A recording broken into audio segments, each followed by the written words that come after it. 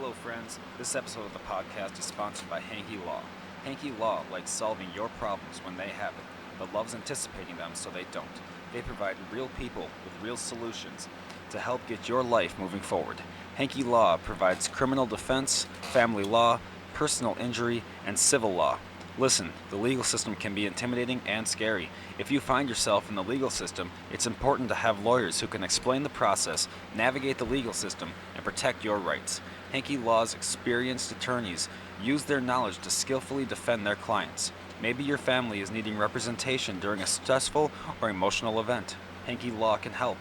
Hanky Law is comprised of Blake and Kelsey Hanky with a family of their own, so you can trust they understand the value of keeping the best interests of you, your finances, your future, and the long-term interests of your children in mind. If you are needing legal help in North Dakota or Minnesota, go to hankyjustice.com or call 701-746-4529.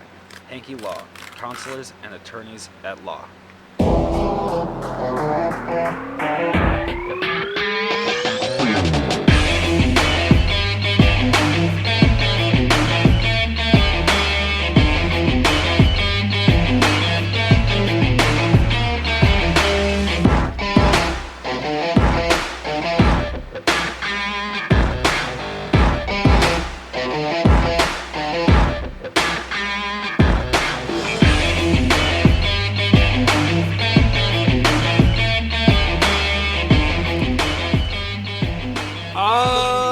Oh, we did it. We did it. Back. We did it. We're back. We're back here. And I got big news, Paul. This just came in the mail. Guess what it is? What is it? My official clergy badge. What? Yeah. You weren't expecting that, were you? No, that's wow. Yeah, dude. My best friend is getting married. Okay. He's probably gonna listen to this. Not the one. Okay, let me just start from the top. If the person that I'm gonna bitch about is gonna listen to it, and you know what, dude? Fuck you, real quick. I have a huge problem with one of my best friends right now, dude. Okay. Since Yeah. we were little kids, we have been talking about, like, oh yeah, man, like we're gonna stand in each other's weddings one day, all this other shit. I have a plane ticket. I spent over $1,000 to get a plane ticket to New York, to get an Airbnb in the fucking city where their wedding is, to pay for their stupid. It's so expensive to do this trip. It cost me a fuckload of money to do this, right? I'm taking off of work. I'm taking off of comedy. I'm taking off of podcast. I'm taking off of everything to go do this wedding for my friend. Calls me up and goes, hey man, I gotta replace you. You can't stand in my wedding anymore. Now I'm just sitting in the fucking audience at my best friend's wedding. That makes no sense at all. That's fucked. It's stupid. It's bullshit, and it's not okay. Sorry, it's just not. It's just not. You can't replace your best friend with someone else. Especially, it's because the guy that he's marrying, because my friend's gay, whatever. He's marrying a guy this guy he's marrying does not like me. Because I don't put up with his bullshit. Like, he's one of those guys that, like, he'll like, swing an axe at you, and then, like, you can get pissed at him and be like, yeah, but you just hurt my feelings, so now I'm the victim. He's that type of guy, you know? Like, no matter what he does, he's not the problem. You're a little rough around the edges. He's not the record a problem. podcast. I mean, he's from Manhattan, you know? He's never the problem. He's always right, type situation, and, he just doesn't like me, so that's basically where we're at. But yeah, I don't know. on the other hand, sounds like someone I know. one of my other friends is getting married, and he asked me to officiate the marriage. And so homeboy is literally went and got ministry certified so that I could go and marry my other best friend. Like, I've got like 3 real close friends back home, and now one of them lives in New York, one lives in Wisconsin, and one lives in Arizona. And now my friend lives in Arizona is getting married. And so I have my very own business card, as you can see, my very own certificate. And what do we have here? What do we have here? I like how you had to complain about a wedding in New York to get to a wedding in Arizona. I did. I really had to. And now, and then I give this to him. This is his little thing where it's like Oh, that's cool. yeah. So I'm really excited. It's a real bummer that one of my bros is doing this bullshit. But what can you do, man? It's. I think you start a side hobby of just marrying people. Well, how fun would that be? I just go around and I'm like, hey man, do you want a comedian to marry you? This would be a good wedding. Like, literally a good wedding if you want. Like, By the power invested in me and all the people sitting here who quietly want you to break up one day and not pronounce it, like that type of shit, I think that would be funny. No, not good.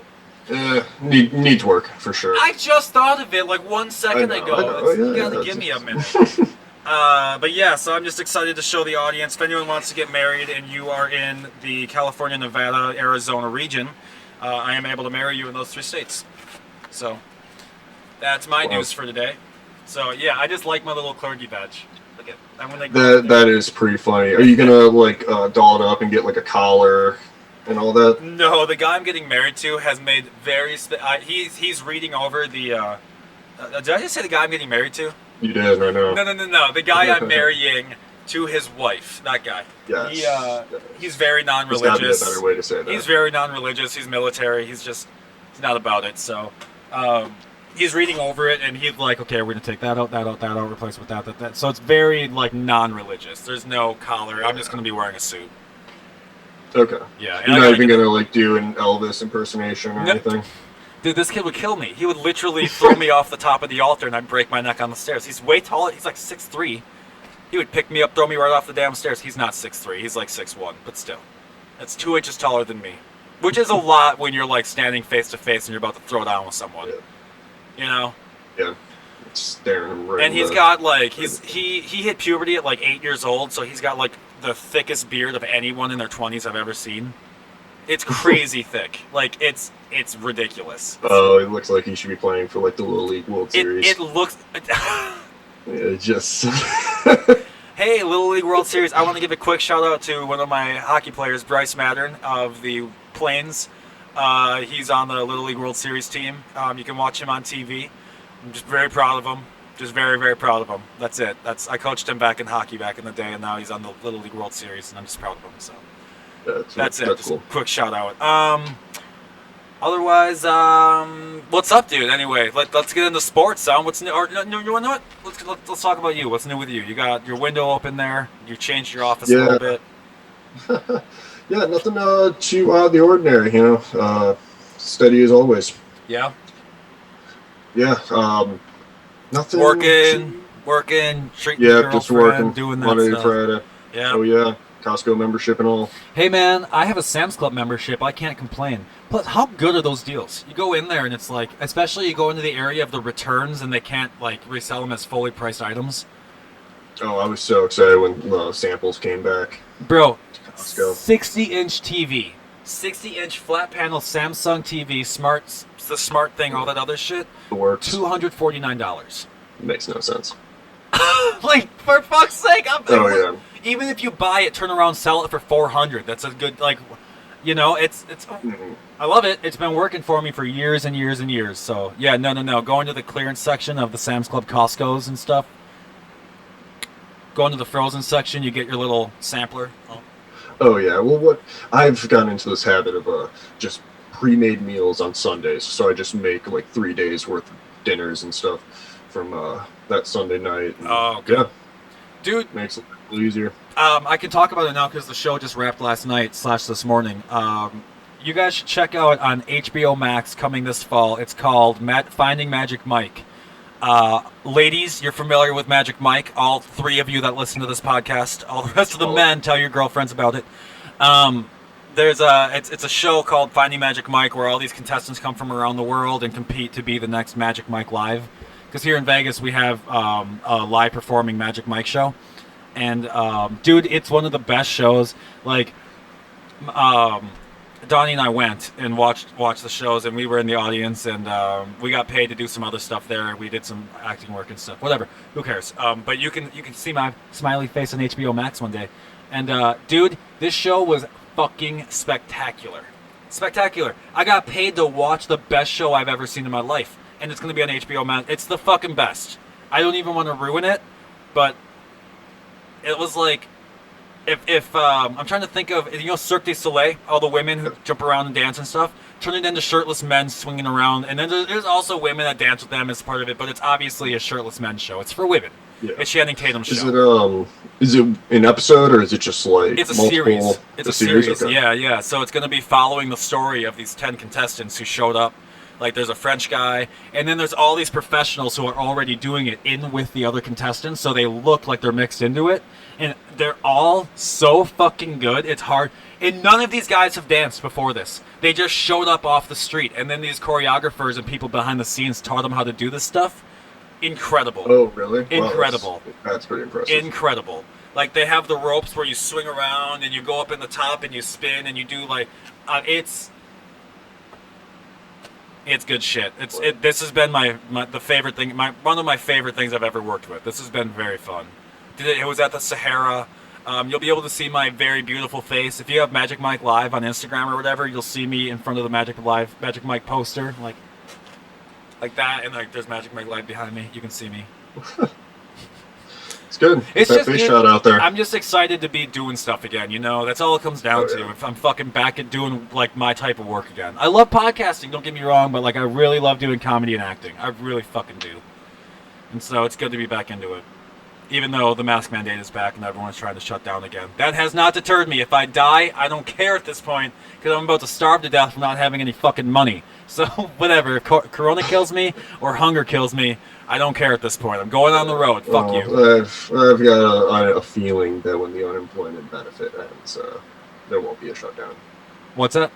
I have a feeling when the unemployment benefit ends, or if it's never extended, I got a feeling the economy won't shut down.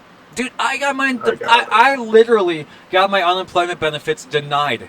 I fucking am unemployed. What? Like, that doesn't even make any sense. You know? This is America. Here we are. Guns in my area. Yeah, so now I just get sponsored to do podcasts, tell jokes, and watch stripping men. So, whatever. It's cool. A lot of ways to live, Jake. There's a lot of great ways to live. That's one of them. This is the avenue I've chosen. And it's a good avenue, man. Someone's got to be in Vegas for this show. It's got to be me. I think I'm the crazier one of us two. So. Yeah, and you're adding, marriage certificates to it. I've done quite a. I'm a pilot. I'm a coach. Ordained. I'm an athlete. I'm a marriage counselor now. Not a counselor, a marriage officiate. Podcaster, writer, actor. I've done a lot of shit in my life, man. Telling you just got to put celebrity boxer. That's the next one. I'm doing celebrity boxing next. Jake Paul, fuck you, asshole. I'm coming for your ass. I'm coming for that ass, Jake Paul. Speaking of Jake Paul, dude, let's talk about that fight. Let's talk. He takes out Woodley. I don't mean to be that guy, but that fight was like watching toddlers. I don't think that was a professional fight, in my opinion. That was stupid. There was like straight up swing, like almost like Disney style, swing all the way. Like he fully missed his swing. He did not connect at all. Well, Jake is a better boxer than of course. Hiron didn't want to be there as much as we all thought he wanted to be there. Damn, dude, Well, the other thing is, for the fourth round, the drop, he hits Jake, and Jake, crashes into the ropes and gets up and then boxes his way out. But it's almost like that was enough for Woodley. Yeah. Where it was just like, all right, well, I got the picture. All right, we're done here. He was just there for the fame, for the couple of minutes to be on TV, basically. Well, it's just so frustrating. We're like 2 minutes after the scorecards are read, he's calling for the rematch and all this stuff, and like you see Jake and his brother sitting there, they're so lost. They're like, rematch for what? What do you mean next time? Like, no. There is no next time, bitch. You're then done. They're renegotiating a tattoo that they had made. Like, originally it was the loser was going to get a tattoo. The loser gets the tattoo. Now you have to qualify a rematch by getting a tattoo, and it's very strange. Dude, altogether. this is the shit I don't like. This is the shit I don't like. Everything was you said what you were going to do. And then now you're being a little bitch. Like, no, like in my opinion, if Jake even considers reaching out to this guy and giving him a rematch and doing the whole tattoo to requalify, fuck that, dude. You lost. You got your ass beat, and you're being a bitch about it. That's what it comes down to. Has Tyron get the tattoo and then says, "What rematch?" that's exactly what should happen. This is just ridiculous. It's just ridiculous. It really is. That's a dumbass thing. Just shut the fuck up. You lost. You got your ass beat. You didn't train hard enough, and you fucking lost. It's $2 million, guys. Like, no wonder he wants the payout. Like, that was the disclosed payout. Was $2 million each. for both guys. So it's like, it's no wonder, you guys are calling for the rematch and everything. But I am glad to hear that Jake in his interview was kind of saying that he's pumping the brakes. He's like, oh, my nose is busted, my teeth are busted, like, let's take some time off. And I'm like, yeah, we should all pump the brakes on this. Everyone should be chilled on this for a minute. Because, well, okay, so I don't think Floyd is going to fight Jake. Like, we're going to, put all of them, we're going to round everyone together. Floyd fought Logan, and, I don't think Floyd's going to fight Jake. I think after that Logan fight, it's all over. Can I say, Logan did look good against Floyd. I know that Floyd looked better. He's in shape. Listen, I know Floyd looked better, but compared to what I expected out of Logan for that fight, Logan looked good. So that's what I have to say about that. Mm-hmm. We can move on now. But man, it's just so frustrating when Woodley's out there and it's like these tiny little victories, like, oh, one judge scored it for him. It's like, did you really go out there to go 8 rounds with Jake Paul? Yeah, you're the 4-time defending welterweight champion of the world, and you're out there like going the distance. 8 rounds and split decision insane. and split decision too. That's what's so weird about it. It wasn't even a unanimous, because in my mind, I don't know what judge was like. That was not close. I don't know what judge was like. It could have been the other. I don't know. I didn't see it. I didn't see the other guy even having a fucking chance. So what does need to happen is MMA needs to send a true challenger. We thought it would be Woodley. I mean, no one really thought it would be Woodley. We went on this podcast and said Woodley's going to get trashed. Yeah. But I think it's time to put Masvidal in there. Right. I have to agree with you. I'm going to have to agree with you. I've seen like Nate Diaz get his name kind of tossed around, but I don't think Nate has Nate is on Twitter. Nate, did you see what he did on Twitter? He fucking retweets the picture of Jake, and he's like, both these clowns or some shit. I don't remember what he said. Suck. Yeah, both these dudes suck. But it's like it's almost like Nate's trying to throw himself into the ring. I don't think people are saying Nate. I think Nate's doing it. I don't think Nate really has a relationship with the UFC for that to happen. Where I think Masvidal does have the relationship. No. Do you think? Where, he went to the. Well, this has to have the UFC's blessing. At the end of the day, Dana White's going to be at the press conference, McGregor style. Like if they were to do this, and really end it. Right, and I know that, but I'm saying, think of it from Nate Diaz's perspective. Would he not do this to try to get back into the UFC scene? Wouldn't he try to get in these big fights? And I mean, Nate Diaz is still a big name. Just because he's not still blessed by the UFC doesn't mean people don't know who he is. The guy's got like 3 million followers. He's under contract though. That's what I'm saying. Oh, like the fight literally can't happen. I did not know that. My bad. Yeah. Sorry, Nate's everyone. You're contract, like, Jake, Connor. this guy. All the listeners are like, can Jake shut the fuck up real quick? Yeah, Jesus. like Connor came out and said that he's got 2 fights left on his contract. So I mean, it's possible that Connor, with his 2 fights left, just bounces from the UFC after that. Where do you think he'll go? Yeah, Just I have business? no idea. I have, that's the thing about Connor. It's the Mystic Mac. No one knows what Connor's going to do. I would kind of guess he goes into the world of celebrity boxing, but it's very hard for me to imagine Connor's like headlining pay-per-views at like Bellator. I don't think so. I honestly think he opens like his own network of gyms or some shit, and I think he does something like that, Right next to his new franchise restaurant, the Black Forge. Which, by the way, if you have ever... Oh, you haven't heard? Connor is opening like a restaurant franchise. I did not know this. Yeah, it's like a pub, tavern type Where? deal. It's a franchise, so there's going to have multiple locations. But I know it's starting in Dublin. Oh, okay. So it's not here. Yeah, but isn't that like the siren song of every, like, fading is they just open a restaurant? It's straight up Walmart. the siren song. That's funny. Just open a hibachi grill somewhere. Or like, I don't know. Yeah, well, the real winner is Aldo. Aldo has a very successful burger chain in Brazil. What's it called? I forget what it's called. I think it's literally called something like American What Burger. fighter? I can't remember. There's a fighter that has like a fuckload of storage units. Who owns storage units? I'm trying to think of who that is. I don't know who has the storage units. That's a real like successful scheme if you can get into it. But TJ Dillashaw has that clean juice bar, which is hilarious, that he popped for EPO and has a clean juice. It's kind of right. Yeah, the storage units are like that guy. Gas station storage units. Those are the most profitable fucking things you could ever own. But man, it's just so crazy to me. So like those disclosed contracts come out. You get $2 million for both guys top of the card. And then the girls, Amanda Serrano, whose record is 41-1-1, Damn. paid out $75,000. Yeah, exactly. And tell me that fight wasn't the shit.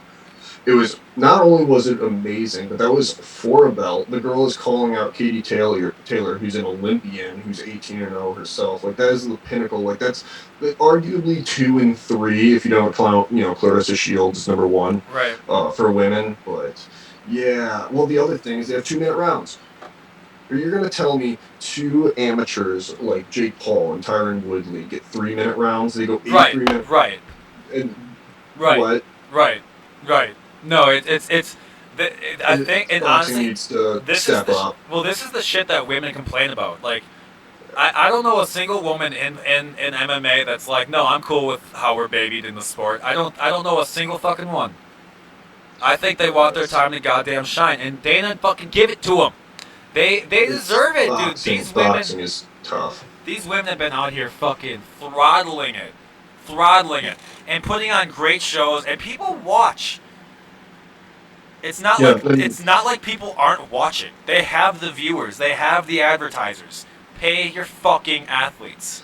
I mean, one of the greatest UFC events was Rousey versus Holm. That's what I'm fucking saying. In Australia, they sell out until Connor came in and just stole the show. Before But Connor, Ronda Ronda was the UFC before Conor McGregor.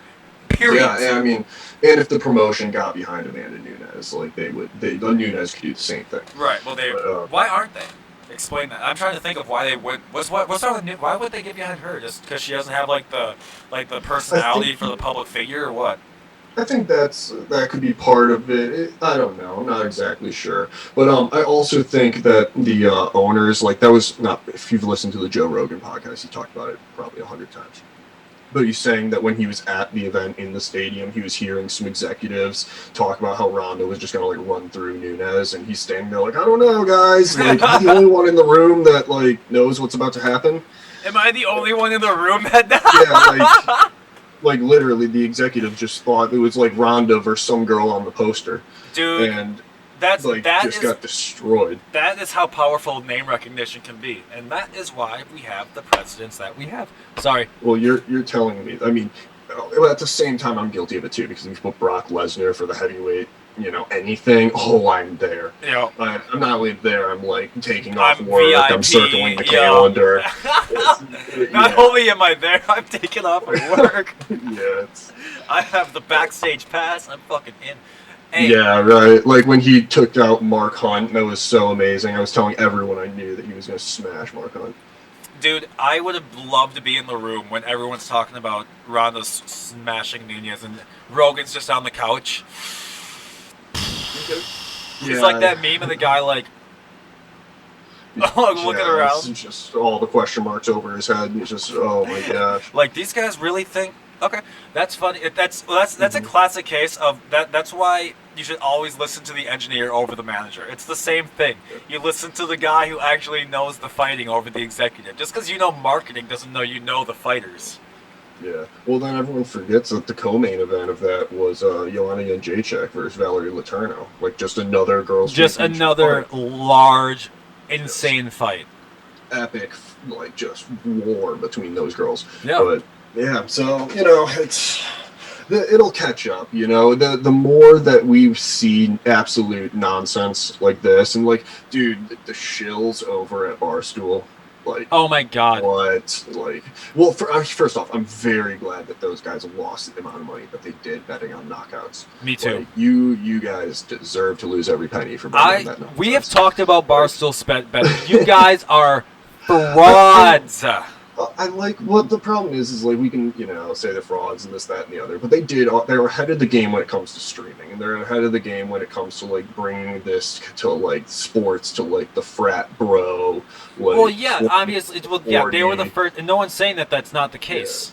Yeah, millennials are getting older, and they're just not aging gracefully. The problem is that you've got a dude who's 43 years old and 455 pounds betting on NASCAR while wearing a flat-brimmed hat and an Aeropostale shirt. Bruh, it's not 7th grade. You can't be dressing like that, especially if you're going to be in a place where it's 21 plus. Everyone thinks you're a pedophile, and you might be. That's the problem here. We don't know. Yeah. Well, they just want their high school their high school gym teacher to tell them that they're still going to be special. That's honestly what it comes. They want everyone to think that they're cool, in my opinion. Like they want the Johnny, approval. Johnny. They want the approval of like the high school age kids. It's very weird. Yeah, well, it's just not a good look. It's like when you go to the country club golf course and you see the guy in the Nike hoodie, and you're like, "What?" You're Yep. like, "It's allowed. I get it. It's allowed, but like, but maybe not when let's you're. class up but the maybe- joint a little bit." Maybe wear a fucking collared shirt. Maybe yeah. Yeah. Yeah, no, Something. I get it. Oh, well. I get you. Yeah, maybe we should Yeah, stop bitching well, about Barstool. it's us putting our pinkies high in the air and our nose in the sky, and It you know. sort of is. At the same time, I'm just not going to appeal to children to make my money. That's just not where I'm going to go. And like seriously, Barstool is like the Backstreet Boys of the sports world. They're a boys band. They're here for the kids. The kids grow up, and it's like I said in episode 2 or 3. You reach adulthood once you unfollow Barstool. That's when you become a man.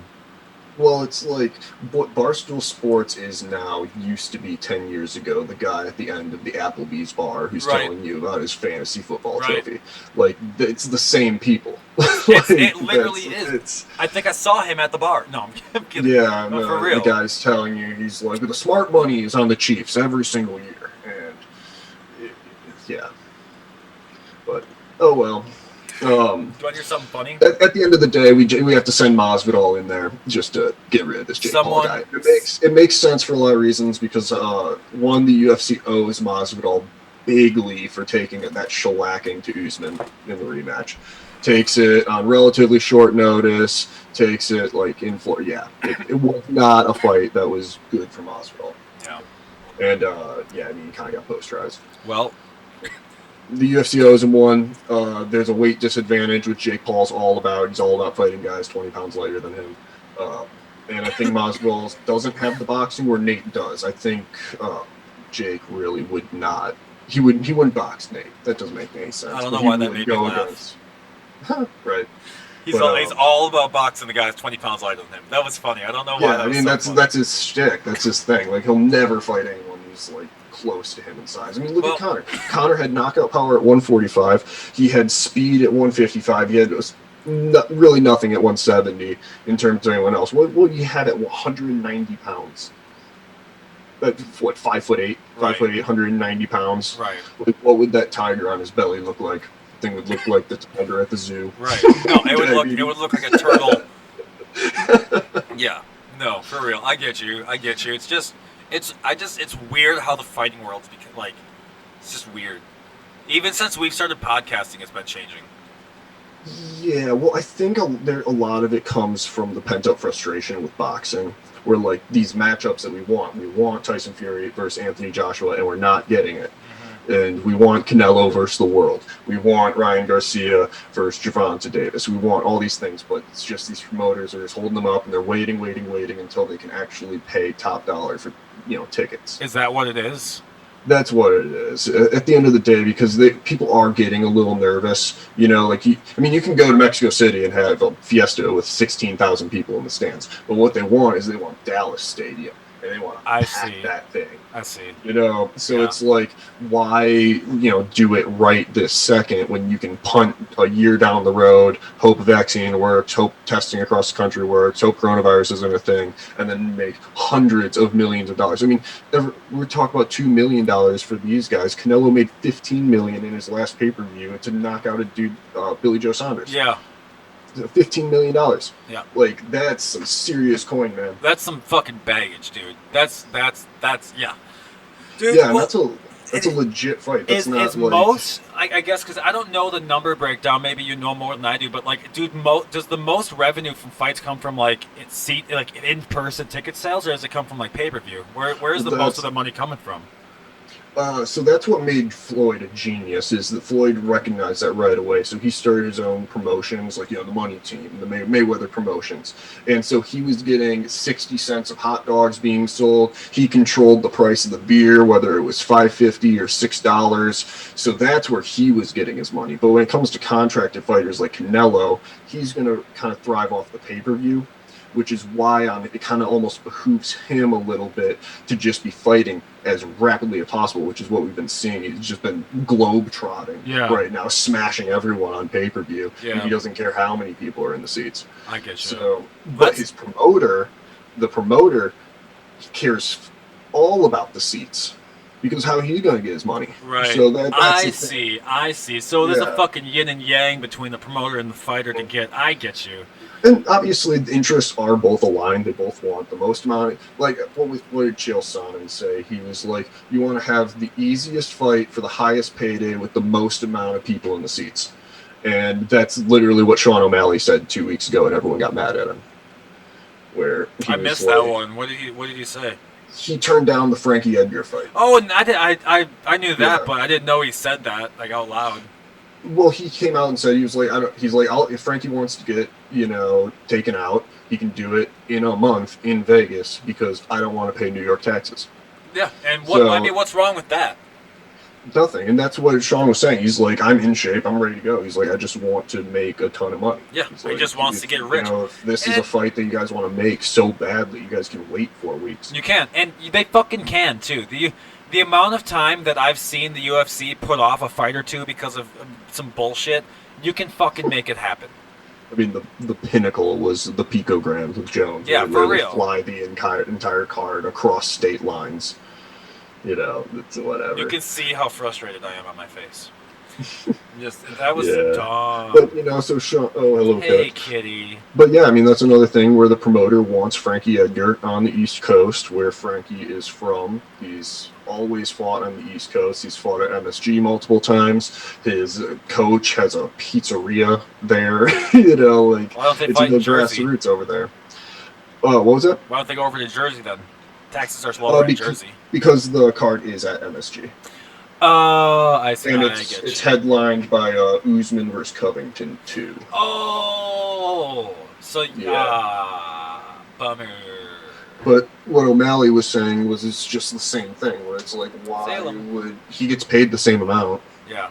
No matter what. But one idiot. Man. Yeah. One idiot. I mean, do you want to go into the UFC side of things and get away from all this boxing? I suppose we better. We better get back on. Should we talk about our favorite 162 and 1/2 pound champion, Kevin Lee? Kevin Lee. Oh yeah. I'm sorry. Yeah. I'm loading up screens at the same time. Just totally fumbled his welterweight debut. UFC. There we go. Yeah, dude. I mean, it wasn't perfect.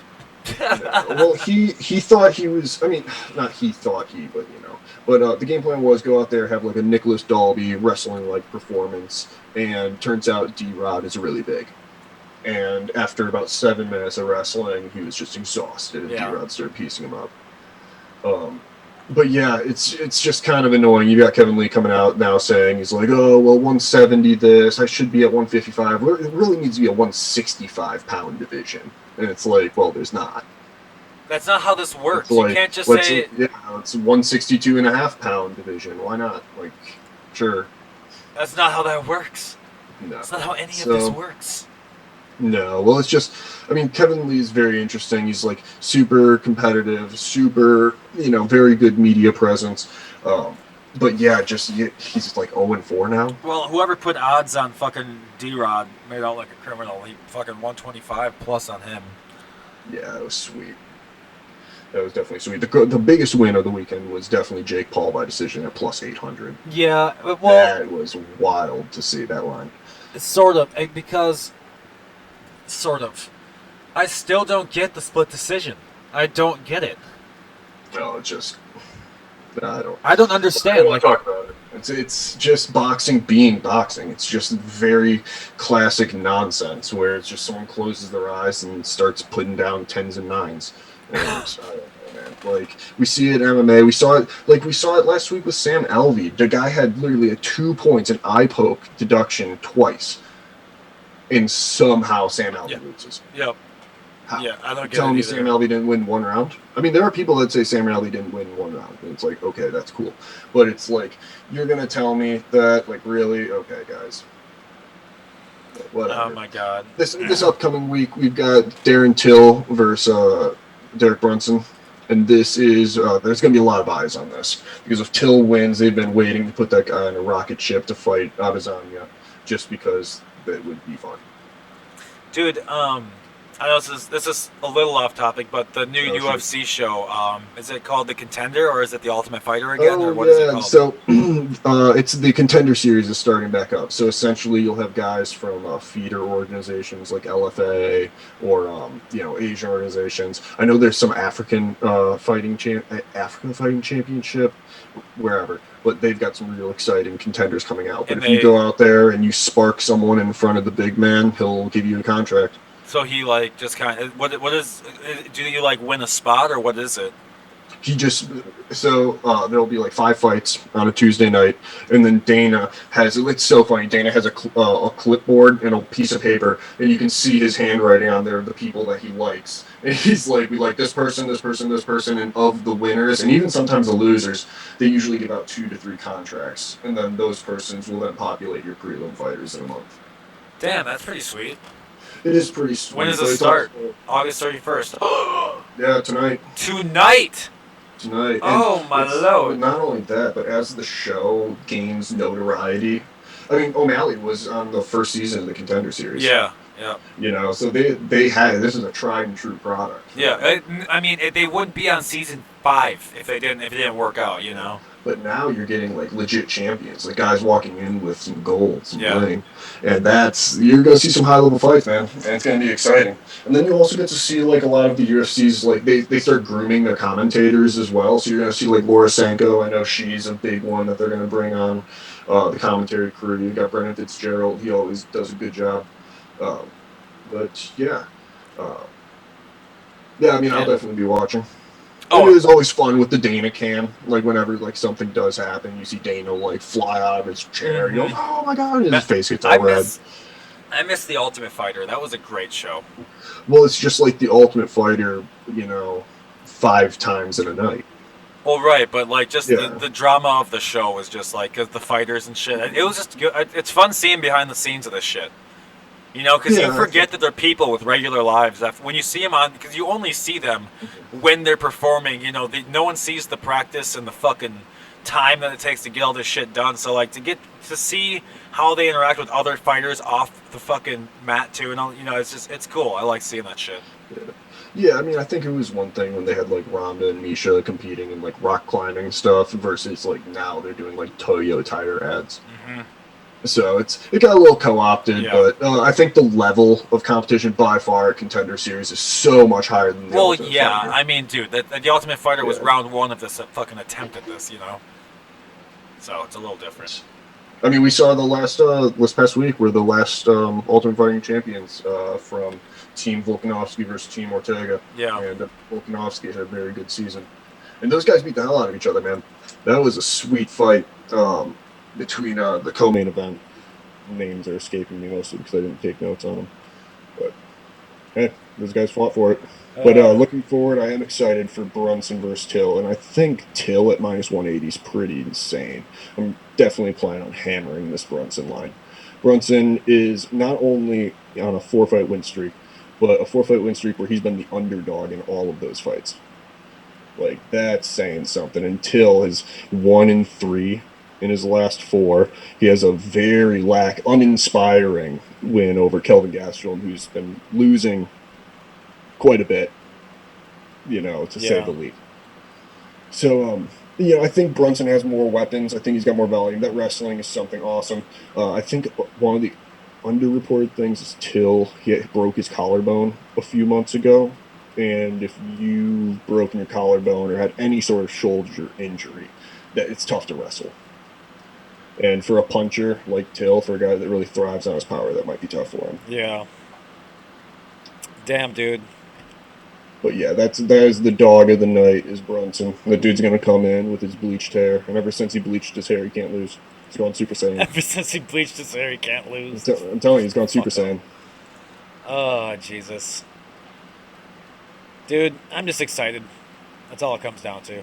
I'm just excited. I'm excited for football, man. Dude, do you want to talk weeks. preseason for a minute? Yeah, just a little Let's bit. I don't touch want it. to. I mean, the story of the day is Cam Newton getting cut from the Patriots. That is more than a story. That's the big news. I don't even understand. Like, Well, did he shit the bed that bad? Like, holy Christ. no. From what I understand, there were a few reasons. One, he had a pretty lackluster performance during preseason. Then his backup or whatever, I think Mac, I Really forget. performed, yeah. Yeah, he really performed. But also his stance on the vaccination policy in New England was apparently turning some heads in the locker room. What did he do? He's not for it. Not okay. So he's just a little. So the teammates were like, bruh. I'm sure rubbed management the wrong way. Yeah, I get you. I get you. So yeah, I mean he essentially had the same dispute that the Minnesota Vikings are having.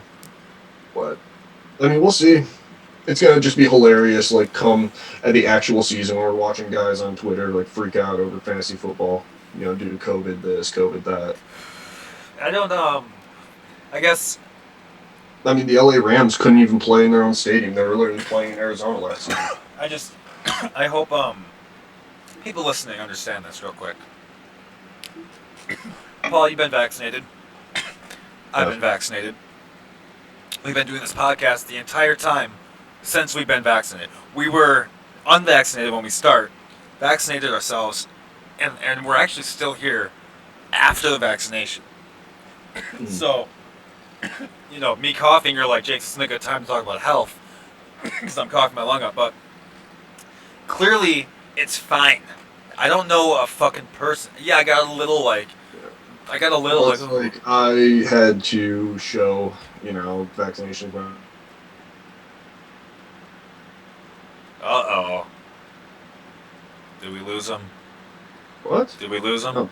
Oh, here he is. He's back. Oh no, you lost me. Yeah, you were gone for a second. Could you go back and say, here's the deal, and then after that, it was gone. That's funny. But yeah, I mean, to play high school sports, to play sports at any level, we've had to do this. So I mean, it's just funny when it was like vaccine passports, and it used to literally be called immunization records. That's it. It's called an immunization record, and I had to show one to get into college. I had to show one to get into high school every year. I had to show. It's also like particularly rich, dude. That we're talking about football players here. They're gonna bash their head 7 ways to Sunday. Right? Yeah. I'm nervous about this, FDA cleared product, but I'm definitely not nervous to get crushed by a 300-pound dude. That's right. Get CTE proven to happen to every football player. Get CTE. I'm fine with that, but this vaccine, I draw the line here. Like, dude, are you gonna draw the line at tuberculosis too? Like, are you gonna draw the line? Like, where does it end? I'm sure the old school vaccines are cool. It doesn't even make any sense because that's it. I know. Oh, Jesus, you guys are fucking stupid. It's a goddamn vaccine. Like every other one. We're fine. You're gonna be fine. It's okay. And really, what it comes down to is it's people that people trust. Like someone that, like, let's say you and I trust someone. That person that they trust isn't getting vaccinated, so now you're like, oh, well, I don't know if I should. Man, make your own decisions. You're an adult. You can be responsible for yourself. I think Paul is having some internet cut problems. Oh, no. Am I? You keep cutting in and out, yeah. Can you hear me? Oh, jeez. Yeah. Okay. Yeah, I'm hearing you fine. Okay, cool. But, yeah, I mean, I posted the current NFL futures. I mean, the Chiefs are the favorite right now, plus 500, Buccaneers plus 650, Bills plus 1,200, and the Pack at plus 1,200. Well, the Pack have an 0-3 preseason record. That's cool. Yeah, well, I think a lot of that was just kind of based on, Aaron Rodgers, just Schrodinger's quarterback. Right. Like what's going to happen there. I do think the current pick, I like the Rams. I think the Rams take it this year. Are you fucking kidding me? I like the Rams. You're joking. We're done. That's it. Have a good day. This has been better. No, I'm kidding. I think the Rams are a good team. I think the Bills are much better than everyone expects. But yeah, I don't know. I don't know if the Buccaneers can just rehash that glory again. Did you see someone in Vegas bet $100 on the Chiefs to go 0-16 this year? Be a $50,000 payout if it goes his way, but that's not gonna happen, dude. That'd be so awesome. Oh my god. Yeah, I mean, feasibly the only team that could do that would be Detroit. in Detroit is, oh my gosh. They've done it before. They can do it again. Yeah, and they have the coaching staff to do it. They believe really you do. me. They could go the distance this year. Oh yeah, They those could go guys the will distance. see a dumpster and light that thing on fire. Oh God. Yeah, they just can't wait. It's yeah. I mean, if you want the safest line in the world right now, pick the Bears to lose in Week 1. For real, honestly, Those I have guys, to agree. yeah, they're going to go out there. They're going to start Dalton, and he's going to go out and get shelled. And then Week 2, they'll probably start Fields. So I think the question is how soon until they start Fields, and that's probably. I'm going with Week 3 till Fields starts. I think Dalton has a shit Week 1. I think they go. He got rusty. Let's have him on Week 2, and I think he shits the bed Week 2, and then I think it's Week 3 it happens. I think Week 1 and 2 are toast for the Bears. Yeah, one and 2. Those are mulligan weeks for sure.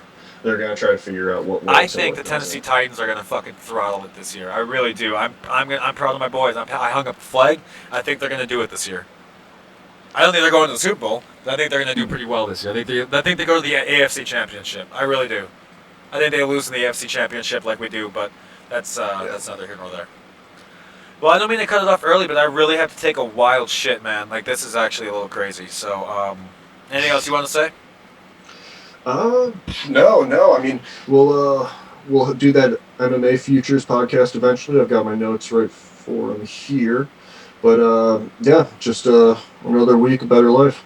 Awesome. Well, play the music. This has been episode 29. Last week it said episode 27 again. It's like the second week in a row it said that. That's my bad. I just forgot to, do my thing. But again, my name's Jake. That's Paul. This has been Better Life. Thanks for listening.